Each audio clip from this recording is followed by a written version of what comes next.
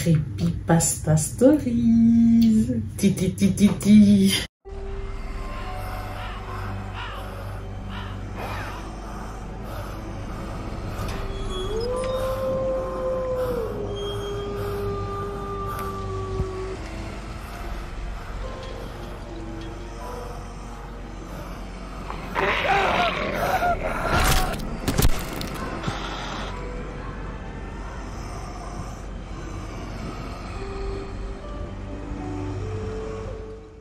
Donc coucou tout le monde, alors aujourd'hui c'est une nouvelle vidéo. Alors cette vidéo c'est une vidéo assez spéciale pour le mois d'octobre, pour Halloween, préparer Halloween tranquillement. Donc je vous propose de vous asseoir, prenez une tasse de thé, de café, chocolat chaud, ce que vous voulez, avec des petits biscuits si vous voulez, mettez-vous à l'aise. Parce que là, je vais commencer la creepy story. Alors aujourd'hui, on en aura 3. Alors par rapport aux creepy story, bon, c'est creepypasta story. Ce que je peux vous dire, c'est soit des histoires qui ont été inventées, soit des légendes urbaines, soit bien, ça pourrait éventuellement être vrai. Ou alors fictif. C'est à vous de voir. Mais bon, voilà. Faites travailler l'imagination. Et j'ai enregistré sur mon téléphone. Alors, cette nuit-là, ma mère a reçu un appel d'une autre voisine du quartier disant qu'elle entendait des bruits de grincement inquiétants venant de lotissement où était la petite communauté. Ma mère a dit que quelqu'un était probablement en train de faire du bricolage.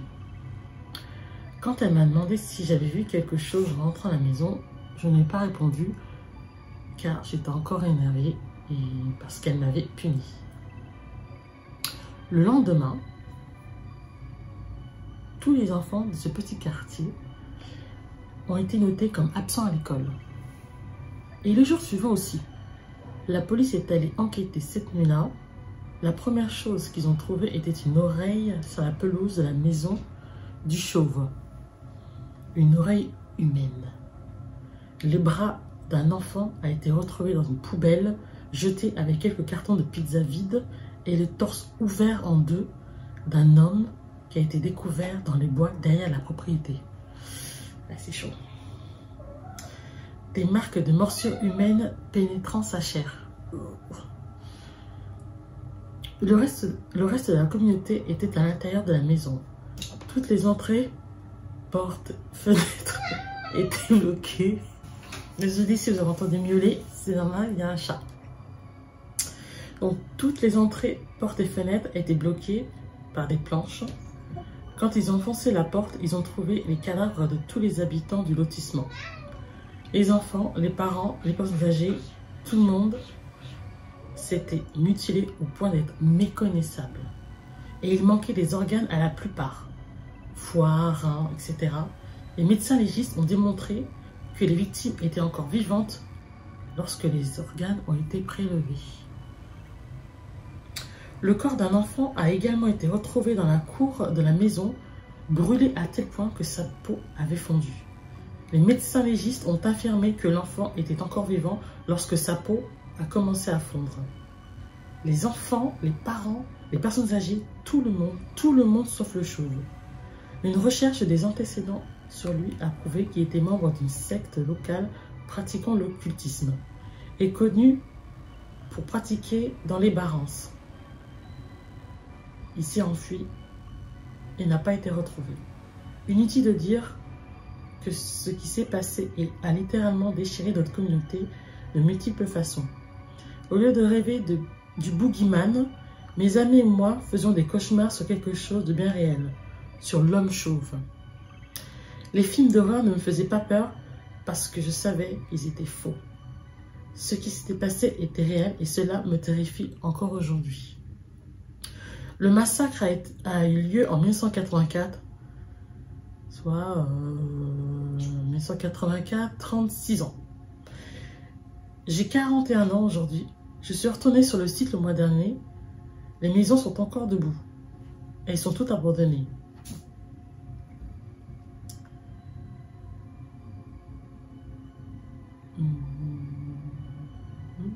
La seule route qui reliait aujourd'hui la communauté au monde extérieur est depuis longtemps envahie par la végétation. Voilà, ça a été abandonné. Ouais. Je n'ai trouvé aucun dossier de police sur cette affaire. Je ne trouve plus d'informations sur les meurtres. Les maisons sont toujours là, mais tout ce qui avait un rapport avec cet endroit semble avoir disparu. Je pourrais passer des heures à raconter toutes les légendes urbaines dont j'ai entendu parler, mais je crois que Weird NG, dans sa magazine, c'est peut-être un journaliste, a publié une histoire là-dessus dans son magazine. Rien n'est concluant. Pas de journal, pas de dossier. J'ai cherché les livres scolaires de certains des enfants de mon école. Ils n'ont jamais été légalement inscrits. Mais je le sais. Et toutes les personnes qui ont été témoins et qui vivaient dans le comté de West Milford en 1984 le savent. Je ne peux en aucun cas vous dire à quel point les événements que j'ai décrits ont littéralement ruiné notre vie là-bas. Si vous doutez de leur réalité, la seule chose que je peux vous dire est que vous avez tort. C'est ce qui s'est passé. Ce n'est pas censé être une creepypasta, ça commence bien, et ce n'est pas une légende urbaine. La seule raison pour laquelle j'ai publié ça ici est que je sais que vous êtes une communauté qui est réellement, qui lira réellement ce que j'écris. Je ne sais pas ce que je peux vous dire pour vous pousser à y croire. Mais au total, 37 personnes ont été assassinées de la manière la plus brutale que je puisse imaginer. L'endroit a beaucoup de noms. Il s'appelait autrefois New City Village. Maintenant, il s'appelle l'Allée des Démons. Vérifiez, donc la personne a marqué, vérifiez par vous-même si vous ne croyez pas. Les gens doivent savoir quoi que vous pensiez. Partagez cette histoire. Bon, ben voilà, partage. Hein. Donc, à vous aussi, qu'est-ce que vous en pensez de cette histoire? Est-ce que, parce que là, la personne nous dit que c'est pas une creepypasta, c'est réel. Mais comme je vous ai dit, c'est des histoires racontées. Donc, on peut aussi fasciner sur du réel pour raconter une fiction. Oula, putain, m'énerve. C'est n'importe quoi. Donc, à vous de voir. Hein. Ah oui, pour ceux qui ne savent pas, en fait, moi, je regarde directement sur mon téléphone. Je n'ai pas encore lu les histoires avant. Donc, c'est pour ça que vous voyez que je ne suis pas très attentive sur la caméra, que je suis plus sur le téléphone. Bon, bah, je sais travailler dessus. Hein. Ça s'apprend petit à petit. Hein. Donc, excusez-moi pour ça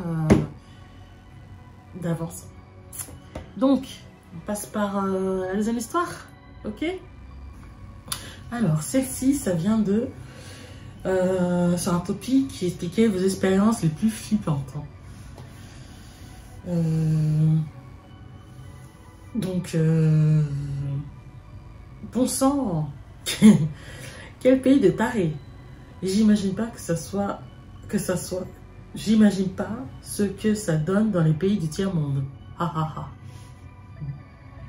Franchement, quand je vous lis, je me sens moins seule. Alors qu'il m'est arrivé une énorme dinguerie il y a quelques années. Pour le contexte, à l'époque, je vivais à Brest, dans un quartier étudiant notoirement connu. Je louais alors un petit studio de 20 mètres carrés dans un immeuble style soviète, comme ils savent si bien le faire là-bas. Faut savoir que je suis un vrai K. Alors c'est soit K ou Ki. Ah bon, en gros ça s'écrit K-H-E-Y. Et que j'ai absolument pas pris le temps de sympathiser avec les autres habitants de l'immeuble, qui étaient aussi des étudiants du coup. Et j'avais même jamais croisé le mec qui vivait juste en face de chez moi. Alors durant l'année, rien à signaler, la vie suivait tranquillement son cours, puis sont arrivées les grandes vacances. Vous savez comment ça se passe, hein? Tous les étudiants rentrent chez papa, maman, et partent en voyage, etc., etc. Tout le monde, sauf moi, à cause d'un stage, voilà. Et le voisin d'en face, justement, et c'est lui qui m'a fait vraiment flipper. Quand je rentrais chez moi, le soir, j'entendais parfois des bruits bizarres provenant de chez moi. Car en plus d'être moche, le bâtiment était mal insonorisé. Pas des bruits de télé, mais des trucs vraiment louches, comme des cris d'animaux. Au début, j'ai pas trop prêté attention car j'entendais pas trop depuis mon appart. Puis il a commencé à augmenter le son. Comme si il tenait à ce que j'en profite. Franchement, j'avais envie de prendre le premier truc venimeux pour en finir. En gros, les bruits en question, c'était des bruits de porcs qui gueulent. Comme s'ils se faisaient dépecer vivants. C'était vraiment des cris de douleur sortant tout droit des enfers. Et il mettait ça à fond chez lui. En fait, je trouvais pas si glauque que j'ai mis du temps à me décider à toquer chez lui pour lui dire de baisser le son. Mais il a arrêté avant que je le fasse. Là, on pourrait se dire que c'est juste un mec chelou qui regarde, qui regarde des vidéos de L214 avec une enceinte.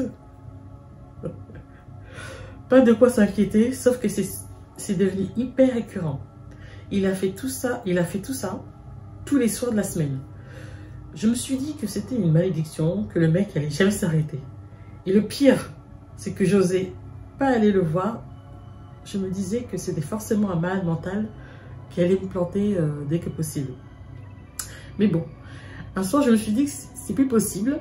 J'ai enregistré les bruits de porc et je suis allée voir les flics pour tapage nocturne. Le mec il se laisse pas faire. Hein. Je vous laisse le Vocaro pour que je puisse vous faire une idée de ce que je fais tous les soirs. Un Vocaro, alors, je vais voir si c'est pas... D'accord. On va mettre le son.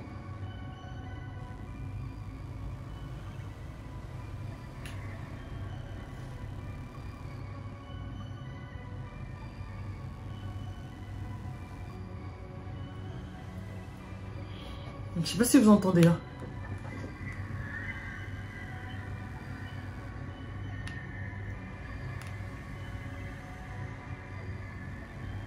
Ouais. Bon, franchement, on entend quasiment rien. Si c'est ça qui la présente de flic. Mais bon. Bref. J'ai même pas eu besoin de leur faire écouter l'audio vu qu'ils n'avaient pas encore coupé le son quand ils sont arrivés. J'ai jamais été aussi heureux de voir la police sérieusement. Il leur a ouvert et ils sont rentrés.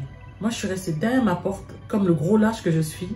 Je voulais vraiment pas que cet arrêt me voie. Finalement, ils ont fait venir des gens pour l'embarquer vers l'asile. Une policière m'a dit qu'ils avaient trouvé dans son appart des dizaines de photos de cochons éviscérés accrochés au mur, des têtes de porc dans des congelos et même des cœurs de porc écrasés au marteau. Au point d'en voir les ventricules. Enfin, le mec était un gros taré, quoi. Il regardait les mêmes vidéos de cochons qui se faisaient torturer dans les abattoirs en boucle. D'ailleurs, il aurait dit à la police que c'était Mr. Pig qui faisait ça et qui ne faisait qu'obéir aux ordres. Vous connaissez Mr. Pig, vous? Bon, sinon, j'ai appris plus tard qu'il resterait à l'asile. Apparemment, sa mère était tutrice légale. Apparemment, sa mère, qui était sa tutrice légale, venait de mourir. Et il aurait vrillé à cause, à partir de ce moment-là. Perso, je trouve ça triste et glauque à la fois. Voilà. Bon, alors là, on va passer plus à un côté un peu plus rapide. C'est des petites creepypasta, blagounettes, si on peut dire ça. Après, bon, le racisme, ça peut me faire rire. Et puis, voilà. Vous êtes prêts? Alors...